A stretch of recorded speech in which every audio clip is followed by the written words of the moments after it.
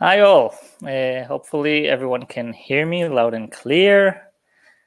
So happy to see you here for this webinar. First, I'll note that this webinar is being recorded and will be sent over later. So with that out of the way, my name is Ayal. I'm from Ongage, which for those who don't know us is an advanced email marketing platform. Over the next 20-30 minutes, we'll explore various advanced ways in which you can innovate your email programs and boost your email results. We'll discuss marketing automation, unique profiling techniques, and more. More importantly, not only will we talk about these strategies, we'll also show you how to implement them in your operation. So to do this, we have two fantastic speakers for you.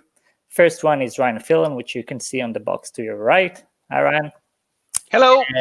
He's a renowned thought leader in the email industry and a consultant at Origin Email. Has a rich past behind him, stretching all the way from industry giants such as Adestra and Axiom, and much more. Second one in the middle is our very own Uri Tsikoni, VP Product here at Ongage and in charge of 19 cutting-edge system for the platform. Uri has about 20 years of experience under his belt managing B2B SaaS enterprise software systems and product sales. So let's get it started. In order to do so, Ryan, I give the stage to you. There we go. Thanks to, Hey, I'm having fun. Thanks to both of you guys for allowing me to be on today. Gonna have a lot of fun in going through kind of what I see as, if you think college, right? Sophomore or junior year kind of thinking along email marketing. There's a lot of webinars out there and they're great talking about the foundation and those things that you have to have and the best practices and all that. But we're going to talk about things that really you should have in your arsenal if you consider yourself a pretty smart, pretty advanced email marketer. So let's dive right in. Let's make this work first. So we're going to first talk about where we're at as an industry. Then we're going to talk about marketing automation. We're going to talk about acquisition. We're going to talk about using and obtaining data. Even for those people in the UK and elsewhere in the world. We're going to look at enterprise trends, and then we're going to wrap this up. If you have questions throughout the presentation, feel free to put them in the chat window. We will do answered questions at the end, but then also while we're giving the presentation, Yuri and I may answer questions as we go. So, Yuri, you ready? Yes, I am. All right, let's get into this thing. So I should click the right window because that'll make it work better. In all that we do in marketing, right? And I've talked about this a lot over the last 20 years is we're all moving too fast as marketers. The flurry of information, the flurry of jobs that we have to do, and the efficacy of email makes it that the concept of email means that we can push an email out within 5 minutes. The reality of that is not necessarily true, but we're all moving fast as marketers, and that creates a lot of problems, especially when we're trying to do innovative and strategically driven stuff. And so we reach out, we look at different ideas, no matter what kind of marketer you are. You're going to conferences, webinars like this one. You're doing all kinds of things to get new ideas and balance it with the speed in which we're innovating or cruising along at BAU. And so we have all these ideas. They're driving us nuts. You're going to get a bunch of ideas today. And I hope that you pick one or two that you can take back to your organization and implement, because I think that what we're looking at today is incredibly profitable programs that everybody should have.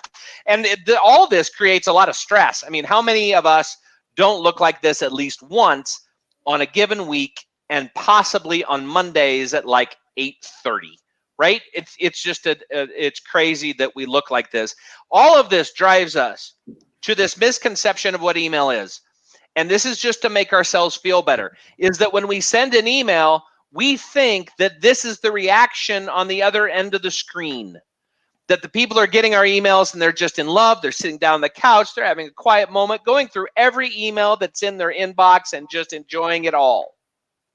But that's not necessarily true, because the fact of the matter is that studies have shown over and over again that most people read email when they're bored. That's right, when they're bored. And so we as marketers, the responsibility to us is to raise the game and make sure that we deliver emails that don't bore people. Now, The challenge becomes all those emails in the inbox, they're dying. We're killing our customers because how many times do you wake up in the morning, and I do it, and I know everybody that I know does it, and they're swiping on their emails, trying to clear them out because they don't have any relevancy, right? I do it every morning when I have coffee, right? And we're just killing ourselves. And that's why we're going to talk a lot today about strategy and about the tactics. So within the Engage platform, how can you implement these things? Where do you start to give you a leg up, right? And so we're going to focus on not only breaking the tactical mindset, and the tactical mindset is this. Most marketers will say, when presented with a problem, oh, we do it this way and this way and this way and this way. That's not a strategic approach. What we want to do is we want to look at it from a strategic approach first, which is what we're going to do, and then the tactical approach next. So let's jump in. First one we're going to cover is marketing automation. And by the way, we're having some chat. Anybody else having, can anybody hear me? There we go. Gotta get audio. Okay. So look in the chat if you're having issues with audio. If you are, then IL can help you. Marketing automation. It's what I think of marketing automation is this. It's like having your own money tree. It's literally printing money, because if you set up marketing automation emails, then every morning you come into work and you grab a report and you say, I didn't do anything yesterday, but I got $1,000 in revenue. I got $10,000 in revenue. When I worked for a large retailer, mornings were my favorite time because I get the daily report and I'd see that there was money there that I didn't have to work for. So I had to work for it in the beginning, but I didn't have to work for it yesterday. So let's look at the different types of triggers that are available to us. And this is kind of a refresher. I'm not going to go deep into this except for a couple slides. But first, next logical product triggers, which we're going to cover in a minute. These should be your, this should be in your wheelhouse, right? Next logical product is, if I buy X, then I know I'm going to buy Y in a short period of time after if it's not in my original cart. And those are important. So if I, and I'll give examples later. So that's the first one. Browse remarketing in email. I'm not a big fan of those. I think they're overused. I think Amazon does it horribly.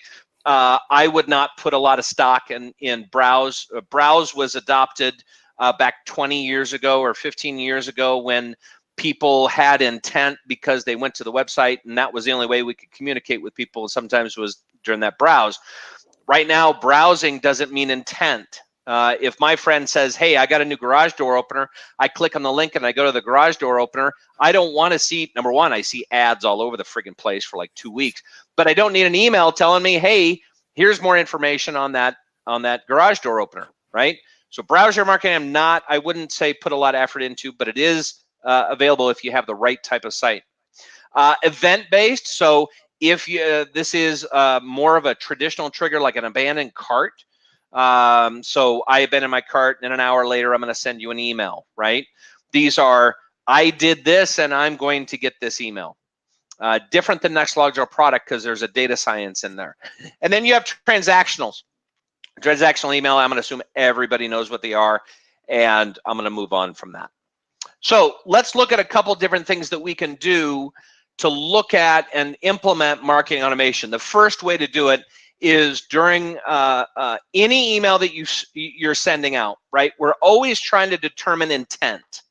That is, should be tattooed on our foreheads in terms of what we're trying to accomplish and what we're trying to get that conversion, whether it's a micro conversion or a macro conversion, whether it's a lead, whether it's $1, what doesn't matter.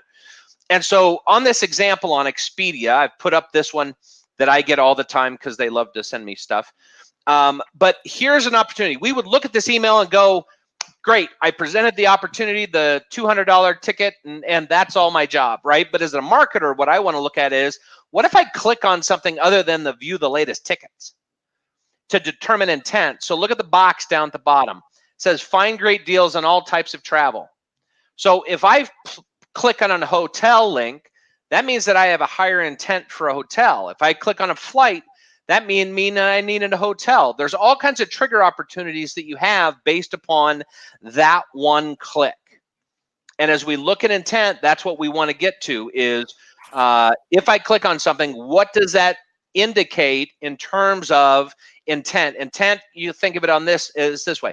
You start at a 1 and you get to a 10. At 10, you get a conversion. At 1, you are browsing around. But if I click on hotels, I'm now at maybe a 2 or 3 on the intent scale. Maybe I'm a 4, who knows? But your job maybe is to take this email and a standard footer and say, anytime they click on flights, I'm going to immediately turn around and send them flights to maybe what they search for, or maybe what are hot and what deals are going on this time. Yuri, what do you got to show us? And we're going to bounce around on different types of, we're going to bounce in between the presentation and the demo, and it's going to be a lot of fun to see me try and remember that I have to send it to Yuri and to turn the darn thing off. So, Yuri, what do you got? All right. So, thanks, Ryan, for now. Basically, what I'm going to show you is for every section that Ryan is talking about, I'm going to give you some ideas or where to find relevant features within the OnGage platform. Just an ideas. I'm not going to get into details. If you have any questions, any follow-up, if you want to use something and you don't know how to do that, you feel free to either contact me or contact your OnGage representative. Basically, this is what I'm going to show you is based on a lot of experience that we have from many customers from many verticals. So there is a lot of diversity, and we can see a lot of people from different verticals that trying to and actually using many of the features that we have in OnGage. And again, I'm going to try and show you the relevant features to what Ryan just explained. So let's start. Let's start with the events and to do with that. I already went into the screens. So basically, events and triggers are campaigns that running in a specific time. They can based on a date field or on just a campaign, or based on a list field. And then you can define the triggers that you want to run, like maybe to run your first campaign, and then to run every hour another campaign that's running, campaign equal trigger, campaign that's running and pick up all the opens that you had in the last hour or all the clicks. And so you can base the follow-up triggers one after the other. So basically, the events and trigger is a solution for a situation where you have a large amount of contacts for very high volume. It can run over millions. We have some customers like Kayak, Cheap Flights, Playtika, Udemy, that running campaigns over 10 of millions of emails, and this would be a perfect solution for them to run events and triggers. Now, in next week, actually Monday next week, we are rolling out what we call the automation rules, which is basically some already contains some features of real-time marketing automation. Let me explain you just in a nutshell what it can be done. It can do. So you can run the automation rule upon contact created, edited, or deleted, or even base it on a behavioral event, like on a specific open or specific click. Some more settings in here. Then you decide what you want to do. Let's take a behavioral example and say that you want to run it upon open from a specific campaign, and then you can decide what to do in real time each time that you will get a specific open from, so this is campaign ID, from this campaign ID, what you want to do. So you can call a webhook back to your own CRM system to update your CRM. So on every open or every bounce or every unsubscribe, you will get this information in real time, and you can choose which field you want to send to your CRM. Obviously, you can send a transactional email or transactional SMS, and you have a full UI for it. You don't have to create the JSON yourselves like you used to do with the OnGage API. If you insist on that, you can always go and edit the JSON. And you can also update another field. For instance, just a quick example, let's say that you want to have the last open IP or the last open country state that the contact opened from. Then you can update the IP field on the contact from the IP of the open so each open will update the IP of the contact. Then you will be able to run a campaign that's sending based on time zone or based on this IP, and then you can send by 8 a.m. to all of your contacts based on the last IP that they opened from. Again, this feature, and this is just in a nutshell, it will be available starting next week for some beta customers. If you wish to join to the beta program, please let us know. The third thing that I wanted to mention it's not something that I can show you here on screen. We call it audience. This is also something that in some type of beta mode, but it's already running for a few months, and we have quite a few customers that making quite a lot of money out of it. I'm just going to say like a sentence or two. Its audience is basically a platform to exchange signals between customers, OnGage customers. So you can exchange signals between you and another customer, or maybe a list of customers. So basically, when another customer, a contact of another customer of OnGage will have a signal, will have a open or a click, then you can define that in this case you can now send him a transactional email or run a campaign for 24 hours, and whenever you get a signal from another customer, you can the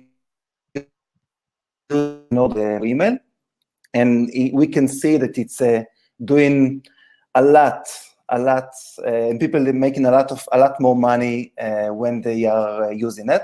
So this is just in a nutshell what is audience. And the third thing that I wanted to show you, and it went to the great suspender, so let me just reload it.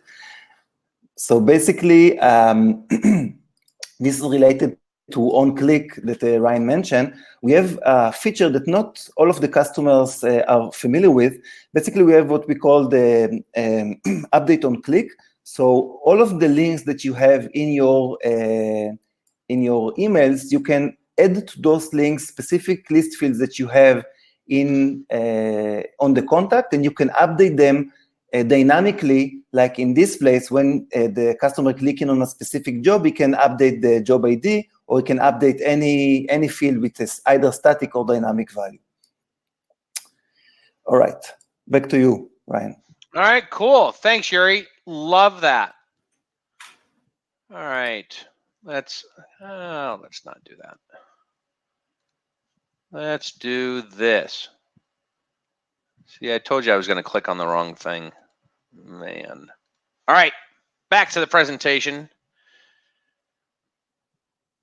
Loading, loading, loading. There we go. All right. And I apologize to everybody for the delays. It happens. Why can nobody see my screen?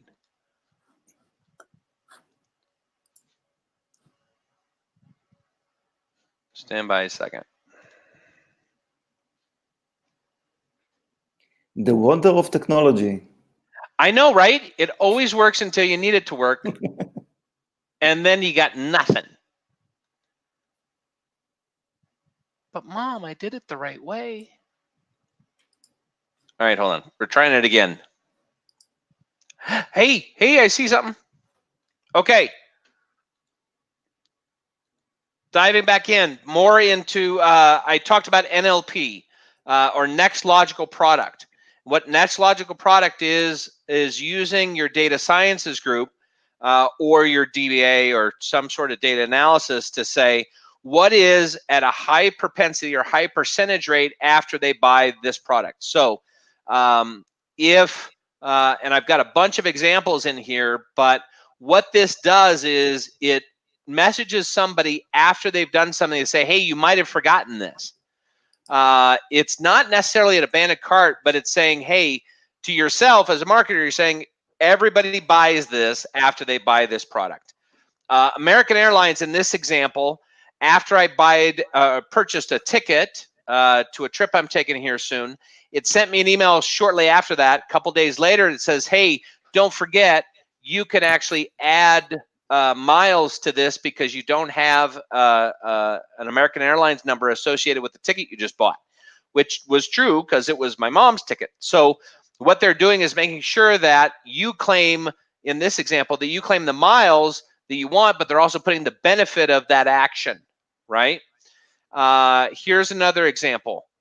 Is Amazon always puts buy it again down here. They'll have different messages based upon what you bought and what you may need to buy with that. Amazon does a great job at it, but they're occasional. They don't put it in all the time. I bought, in that last example, I bought a computer the other day, which would have been great had they put in there, hey, you didn't buy a keyboard or mouse, or hey, do you need a monitor, or hey, and that's a transactional message, but they could have sent a separate message to say, hey, are you thinking about this? This is an example from Kodak that sends this email after the recipient gets it delivered, right? And says, hey, do you need a new memory card? Is the one you have too small? Here's one that I worked on when I was with Sears. We did a data analysis and actually found that it was something like 87% of people that bought a upright washer, if they didn't buy a pedestal in that purchase, 86% of people would buy the pedestal. And so what we did is put this trigger in place that about 6 days after they got it delivered and installed, we'd send this email, because we knew that the person would have experienced not having a pedestal. They'd probably be going, oh, I wish I had a pedestal. And then I send an email. The redemption, the conversion rate on this email was 42%. It was amazing. I mean, we were minting money from these kind of emails. So thinking about the next logical product, the next logical purchase is important for you to have in your transactional arsenal, right? Then transactional emails. What I hope everybody does is have that upsell and cross-sell that I showed in the last example. So of some enterprise companies that I know, and put this up against what you have in your program, I know enterprise companies that between all of their triggers, including transactional, NLP, all of it, just those emails are making greater than 60% of their email revenue. That means 40% of their email revenue is being driven by promotional emails that we sweat over. These are bringing greater than 60%. So if you're not at that number or even close to that number, you've got some work to do. Hopefully we've got enough ideas in here to give you a leg up, but taking your transactional emails and making sure that you have cross-sell and upsell opportunities in that transactional email is important. For people in the United States, you've got to have it about 20% of the real estate can be used for transactional. In the UK, you got to look at local legislation and see if you can do that and how that affects. But if you can put it in there, it's incredibly important to put it in there. So make sure you're putting in those kind of messages. Naked Wines, one of the sites I'm with, because I'm a wine snob, they don't put anything in their emails to say, hey, you bought all these wines, we know all this stuff, and you should get this one too while you got your wallet out. And that's the great thing about transactional. You just had your wallet out and you just spent money. So what's the fastest way to have them spend money? In the transactional email that has over 70% open rates, have them pull that credit card out again. So don't miss that opportunity. If you're not doing it, get it in place. Yuri, what do you got in the platform that can show us how to get that done? Well, you need to unshare first in order for me to share. Oh, right? Yeah, that's right. See, that's going to be the thing, isn't it? I looked at that arrow and went, oh, I got nothing to do. All righty. So in Engage, you guys probably, if you are sending transactional, you are probably already familiar with the API that we have for sending transactionals. if you not, you probably should. As Ryan mentioned, it can make you a lot of money. We just released a new version of the transactional API. Actually, it's not documented yet. It's probably going to be very soon in the next few days, or I don't know, a week or two. But the API is already out there and has some very cool features like adding CC, BCC for legal purposes and some other purposes, better error handling, and some other things. If this is something that's relevant for you, again, contact us. You can work with Zapier. If you don't know Zapier, Zapier is basically a connector, a platform that connect, I don't know, a few hundred systems out there.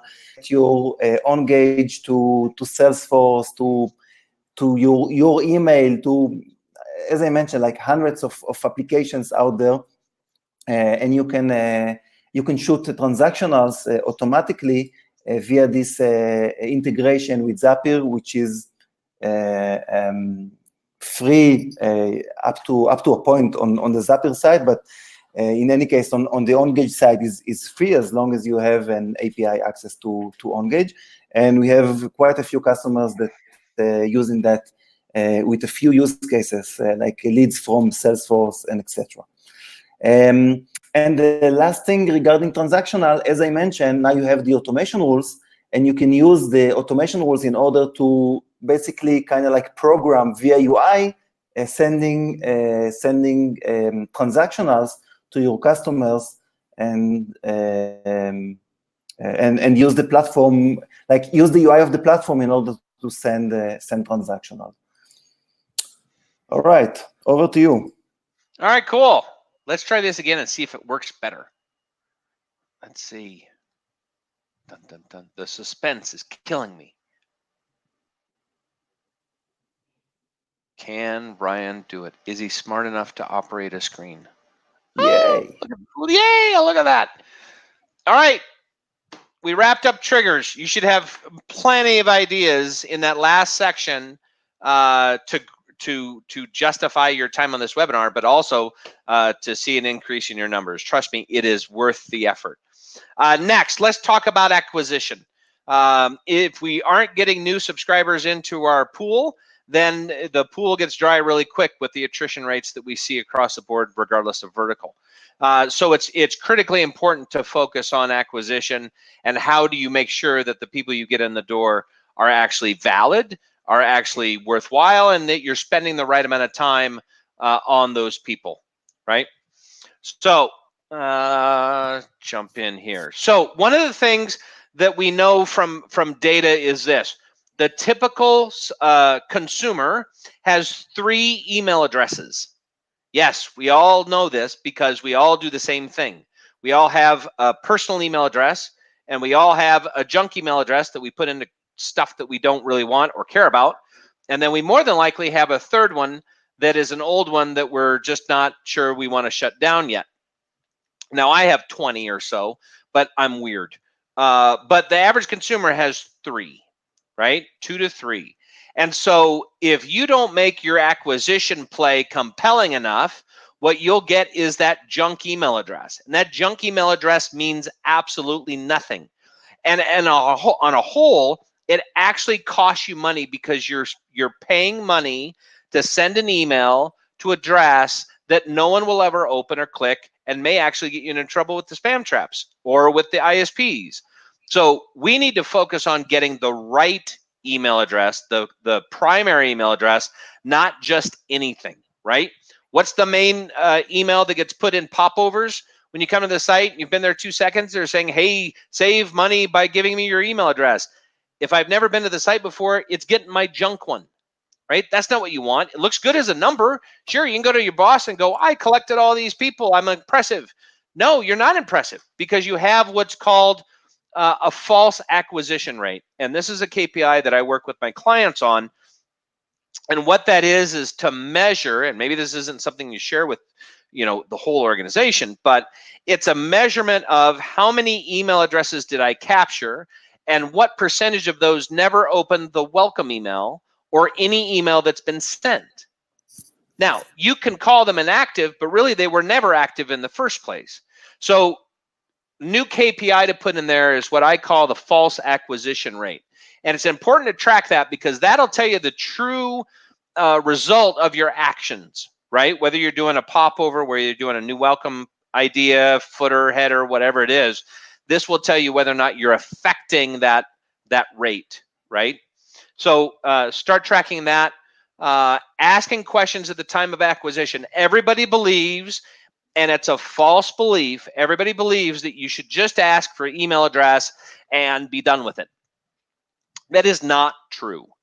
Consumers will give up as much information as they deem necessary for you to drive relevant content. So you can get away with asking relevant questions that tie directly into the brand promise you're making from the subscription. So if you're on Kia, right, and I own a Kia, and I'm looking at this new Telluride car that we've got in the States, and so I'm interested. I'm going to the site. They're asking a little bit. They're asking a lot of information, but it actually makes sense because they're asking for where do I live so they can tell which dealer to go to. They're making sure that I have the right car. They're getting all my preferences. They're getting a zip code. They're getting the necessary information, and I don't mind doing it because my intent score at this point is pretty high, right? Maybe it's a 5 out of a 1 to 10 scale. So if I go to a retailer and I go to the site and it says, hey, if I'm a broad-based retailer like a Nordstrom's, if I go to Nordstrom's, they should ask me, and they may, I can't remember, but they should ask me, are you a man or a woman? Because there's nothing more infuriating or frustrating than getting week after week of emails about cool women's dresses. That just doesn't appeal to me. Now send me slacks and shoes and all that kind of stuff, cool. But in that kind of a situation, asking gender is appropriate. Asking birth month is appropriate if you're going to send a birthday email. Asking what are your interests, if it correctly ties to what you can deliver. And make sure that if you ask the question, you deliver on the content that's asked. So if you ask for birth month, you better have a birthday email up and running and ready to go, because people are silly that way. I gave you a piece of information, you did nothing with it. That just creates a negative brand experience. So think about not only what you can collect, how you can turn that around immediately in the welcome email, or the onboarding emails, or the promotional emails that go forward. You'll have a much better engagement rate by your subscribers. Here's a couple other examples. So Spotify has one where they're asking date of birth and they're asking gender, right? Very safe.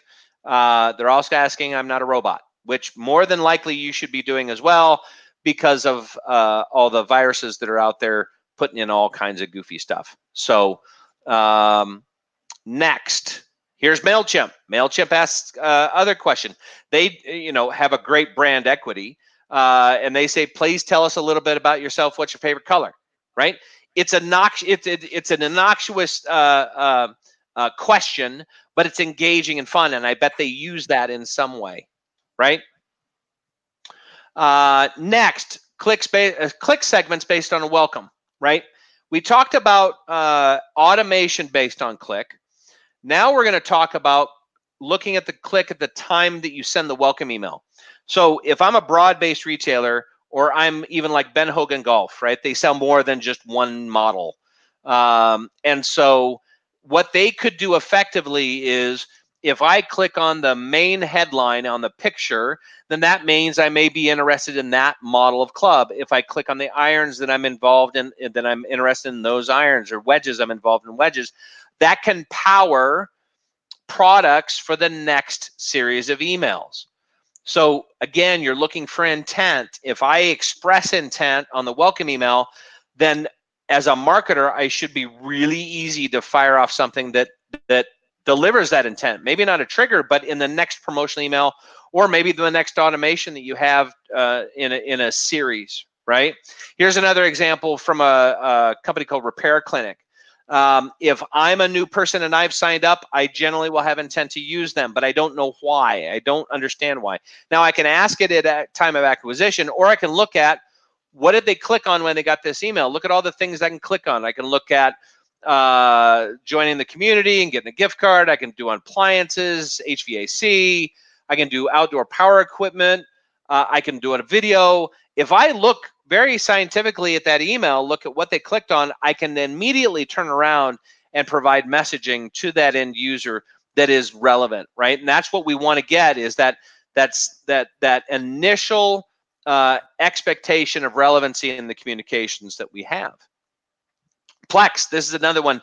I have a home media server through a company called Plex. Plex is great, although this email, pretty plain, right? And I just paid them, I think it's $50 a year. They could include something in there that could help me out, or maybe look at, what am I interested in? Streaming music, streaming movies, streaming TV, having TV in my house and as a cord cutter. There's all kinds of opportunities that we can take advantage of that we may not be. And by turning that information around, I think it's important for us to remember that their click is a short-term expression of intent. It has a shelf life, but it is important to know where they're going, what they're doing. Next, let's look at onboarding. I've mentioned this a couple times.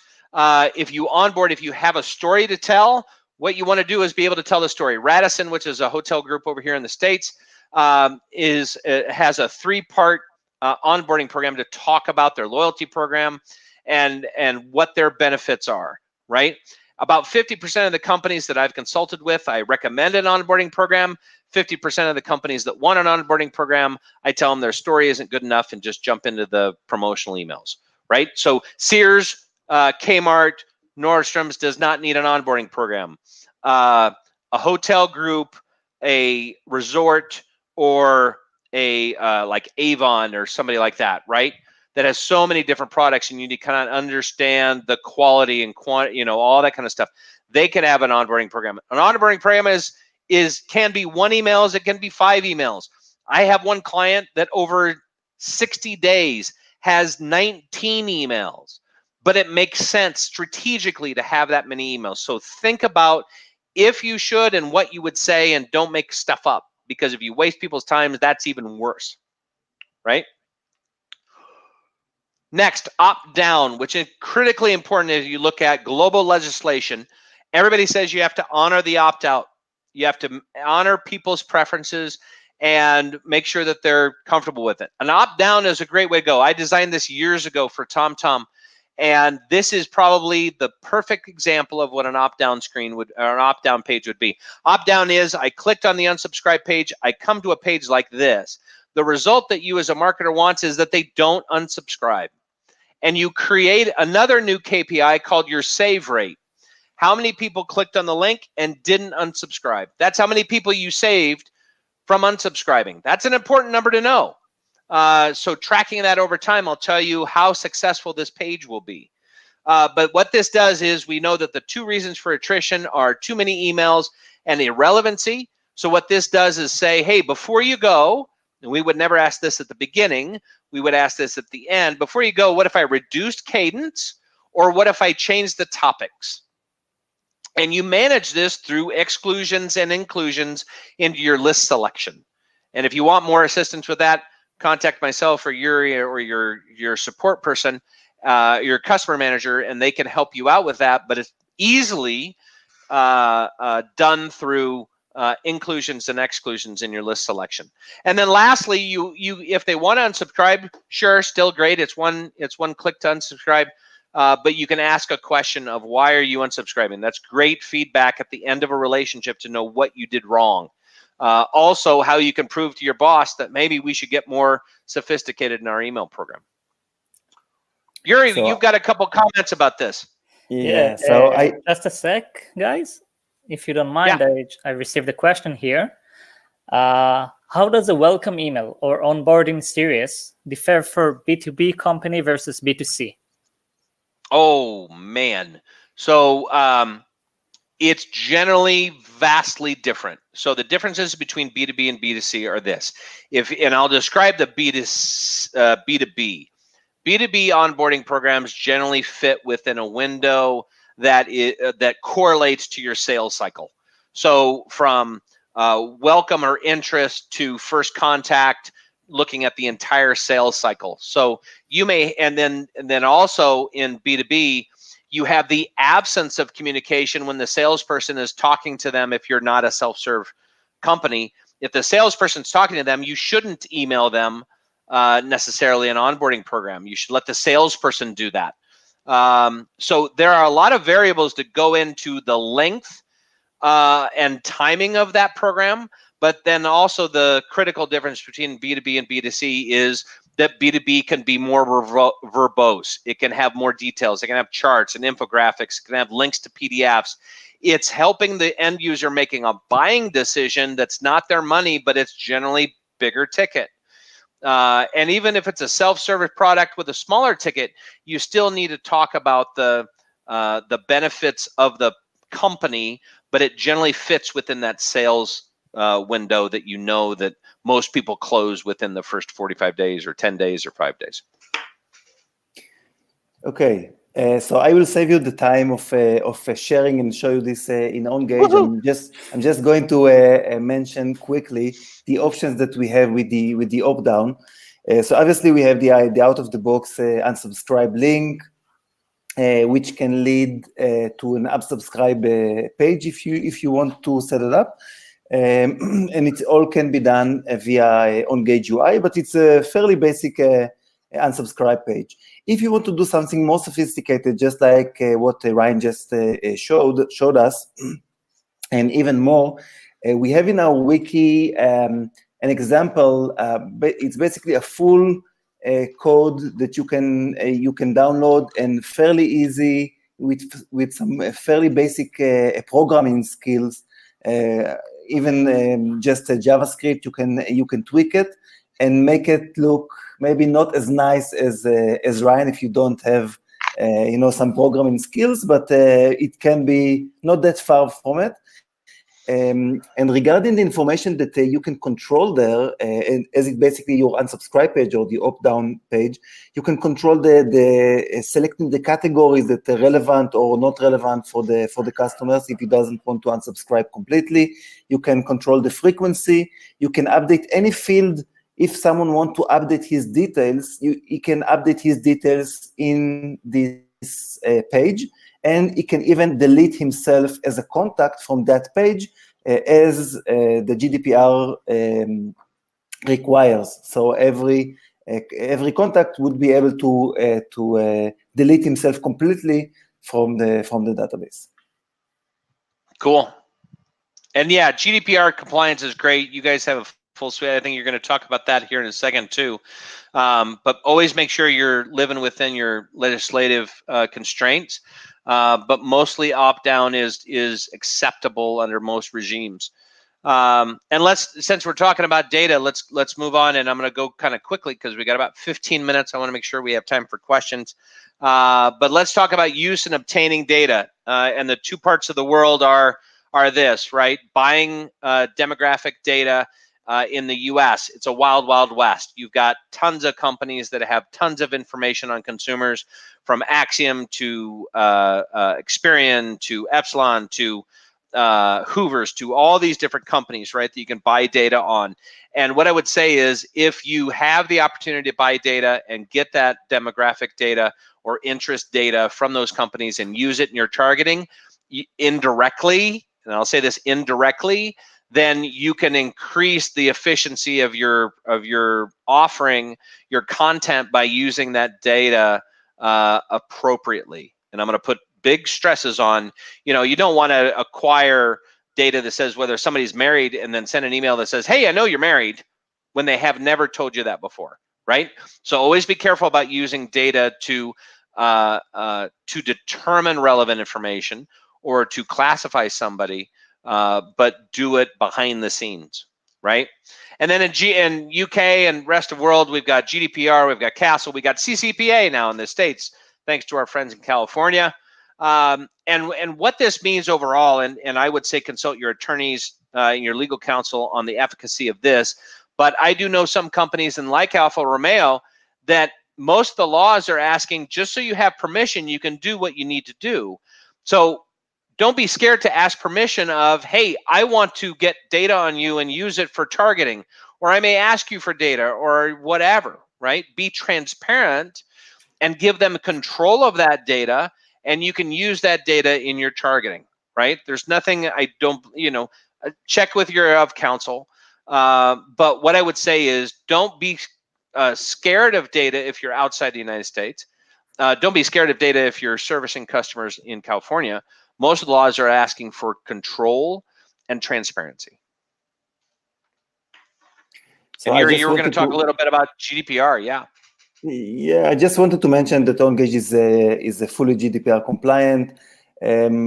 Just like Ryan mentioned, usually in 99% of the cases, if you are GDPR compliant, if you are fully GDPR compliant, not only OnGage, your other business as well is GDPR compliant. 99% of the cases, you probably also compliant with your specific country or state regulations. Maybe California, this is an exception. And regarding OnGage and CCPA, well, it's not final yet, the whole CCPA thing.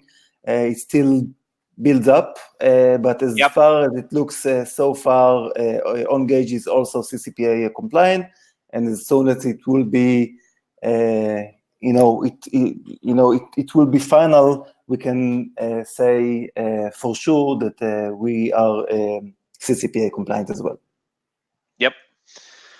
Okay, we're almost done, almost driving home here. So enterprise trends, wanted to cover off on a couple things that we're seeing in a lot of clients and what a lot of our enterprise clients are working on. So you can see the aspirational, what are the leaders in the space, and we're talking public companies, Fortune 100, are working on. And overwhelmingly, what we spend a lot of time on and what I see a lot in the space is companies using data sciences to drive cohort analysis and implementation. So taking large groups of people, breaking them down into individual cohorts or segments, using data sciences, propensity models, external models to build these really complex groups of people that are that respond a certain way to a certain type of promotion or ad or selling tactic. I'll tell you a quick 2 seconds. It's more than 2 seconds. So a quick story. My last position, we did a study on fashion buyers, and we came up with 5 cohorts in that fashion buyers of all kinds of fashion buyers in the Axiom database.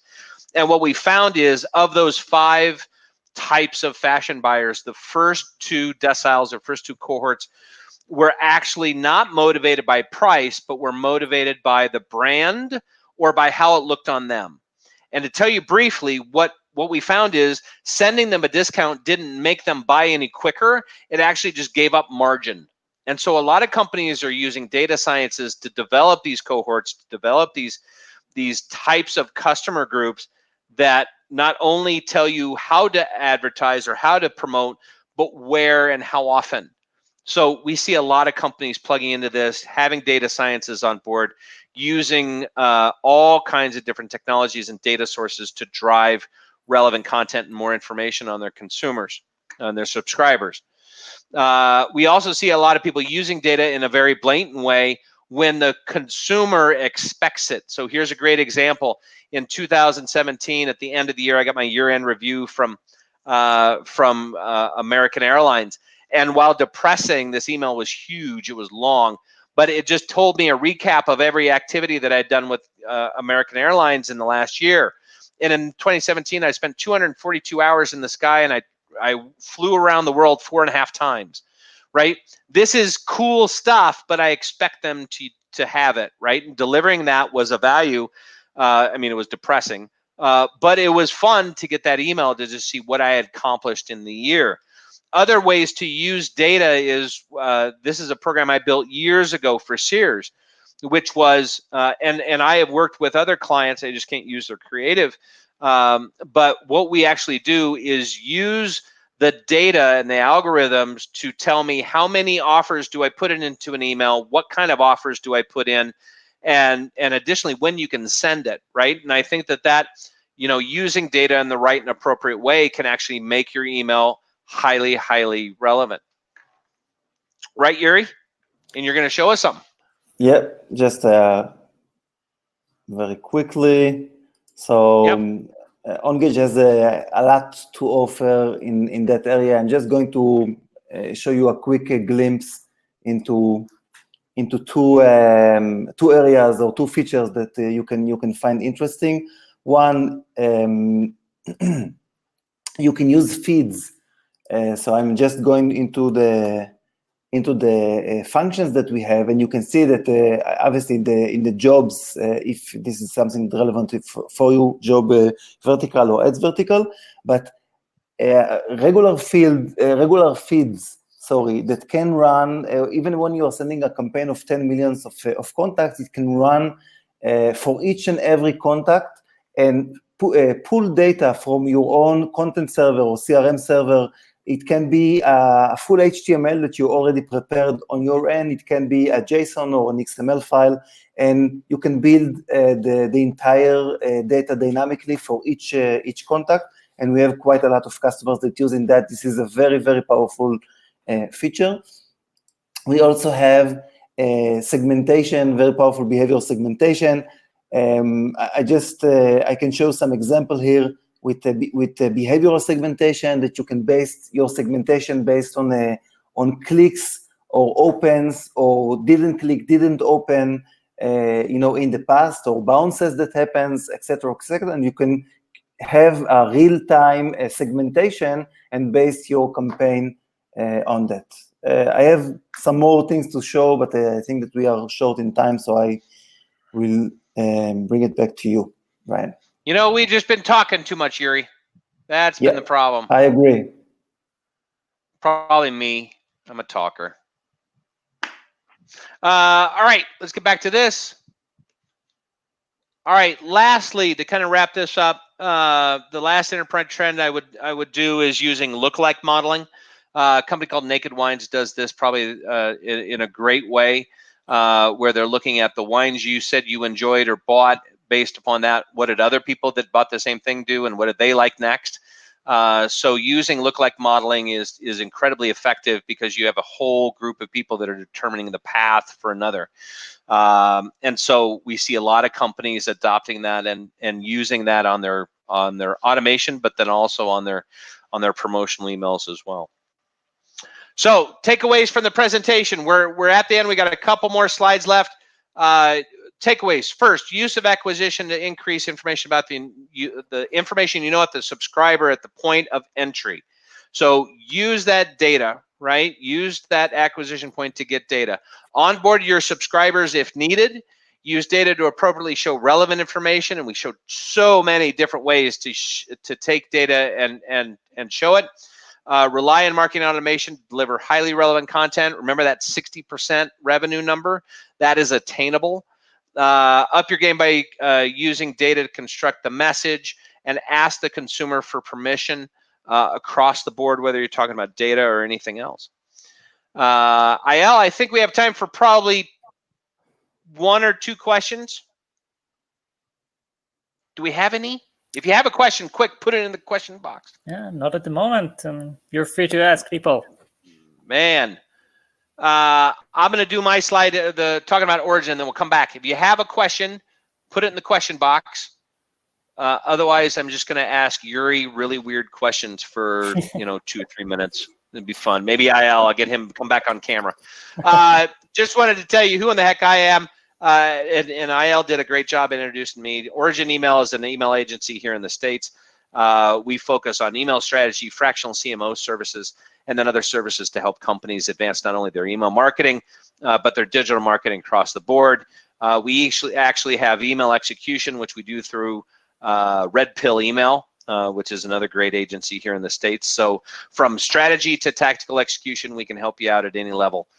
Give us a call, go to the website. There's a more information button, or drop me a note. I have my contact information in just a second. The other question that is coming in is how many people are on this webinar? My count is, what do you think, Ayal? About 1 million? Something like that, more or less. 1,200,000, something like that. Yeah, that's pretty close. Yuri, got anything? We have a question. Yeah. Ryan, we have a question. Oh my God, I can't see. What is it? You can't see? You wanted me to read it to you? Yeah. Okay. What would you say is the max number of attempts to try and get an engagement from a subscriber? By Rick. By week? Rick. That's the person who asked. Oh, okay. You know what? I generally would say, gosh, you know what? I usually cut inactives within 6 months, or at least try and do a win-back program to them. You know, I think if you're talking about that false acquisition rate, it's pretty clear that after probably a month worth of sends, if you haven't had any engagement, then you probably got the junk email address. I don't know that we necessarily have to unsubscribe them or toss them away, but we can put them in a segment that's like nearly dead or almost dead, and maybe we email them, you know, every once in a while just to maintain, make sure the email address is valid. But my belief has always been this: is I would rather focus on the 20% of my list that's active than the 80% of my list that's inactive. And so I will spend a heck of amount of time trying to get that 20% to do something, because the average e-com list is about 65% inactive, right? So that 35% is not the 20, but 35%, that's what I want to focus on. The people that left, let them leave, right? You try and get them back, put in processes to do that, but let's stop focusing a whole amount of time on the attrited. Let's look at the active and the alive. I just want to add to that you know, the audience that I mentioned before can be a great solution for that. So if you have your dormant segment, you can use the audience that I mentioned, the signal exchange, in order to kind of like wake them up, you know, when you see that they are active. So it's not like a dormant that, you know, you will start to get some hard bounces eventually, or maybe it's just a honeypot or something like that. Then you can use the audience in order to see if your dormants are active and try to reach them. But again, this is not on a daily basis. Maybe you want to do that on a monthly basis or every 3 months, try to gain them back. Yeah. Oh, and Miguel wrote, and that's a great point, Yuri. It really is. Miguel wrote in, let's see if we can do this quick in the minute and a half we got. For B2C with high acquisition and high false acquisition rate, what will you say is a safe open rate to avoid spam? Oh, heck. You know what? I don't know that there's a definite answer to that. And if there is, I'd love somebody to tell me. Engagement across the board is what the ISPs are looking at. If you know, if you have the two of a high false acquisition rate, then you're making it, you're not driving value at the point of welcome. And if you're worried about getting in the spam folder, then do double opt-in for a while, add a CAPTCHA, put some more value to it so that you actually get the people. Most times I find if you have a high false acquisition rate, it's because you're asking for the email too soon in the process. But you know, at a surface level, I don't know that there's a standard open rate out there. Sorry. Aisling, hi Aisling. I know Aisling, we worked together for a long time. We all know that sending a retail email every day, twice a day is a horrible idea. You know what I will say to that is this. We get a lot of requests from the C-suite telling us to send more freaking emails. There is a segment in every company that doesn't mind hearing more often than your regular cadence. The job is to find that segment and realize when people enter that segment and exit that segment, right? So American Airlines sends me 6 emails a day some days. Not really that bad. They'll send me 2 or 3. I open every one because I'm a points guy. I want points for everything. So look and make sure you found those segments of people that'll have that, but don't just assume that everybody wants 3, 6, 9 emails a day. Anyway, I think we're at the end. We've come up on the hour. Yeah, exactly. Yeah. Well, I want to thank Ayal and Yuri and Engage. Well, wonderful, a lot of fun getting ready for this and presenting it to everybody. So thank you both very much, and really appreciate you having me around today. Thanks a lot, Ryan. Yeah, thank you, Ryan. Thank you for everyone attending. Thanks, Yuri. I was about to call you Yuri as well. Oh, shoot. I've been probably messing that up. I'm sorry, man. All good. All right, guys. Have a good one. Thank you. And like I said, we'll send your recording later on. Thanks, everybody. Bye-bye. Bye-bye. Bye-bye.